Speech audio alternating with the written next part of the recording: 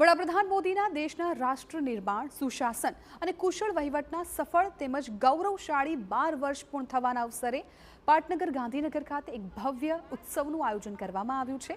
વિકસિત ભારત સંકલ્પ સંમેલન અંતર્ગત ટાઉન હોલ ખાતે કાર્યક્રમ યોજાયો હતો, જેમાં આ કાર્યક્રમને સંબોધિત કરતા રાજ્યના નાયબ મુખ્યપ્રધાન હર્ષ સંઘવીએ કહ્યું કે પીએમ નરેન્દ્ર મોદીના નેતૃત્વમાં ભારત દુનિયાની 5મી મોટી અર્થવ્યવસ્થા બની એ ગૌરવની વાત છે।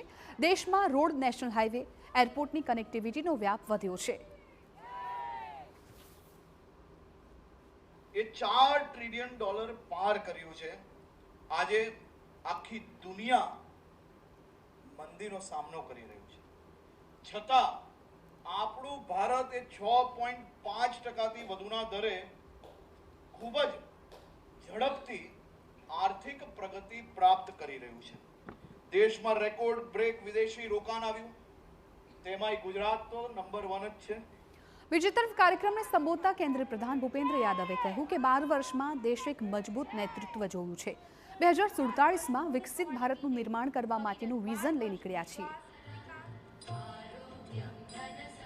किसी को जनता का मैंडेट 1 या 2 चुनाव से ज्यादा नहीं मिलता है।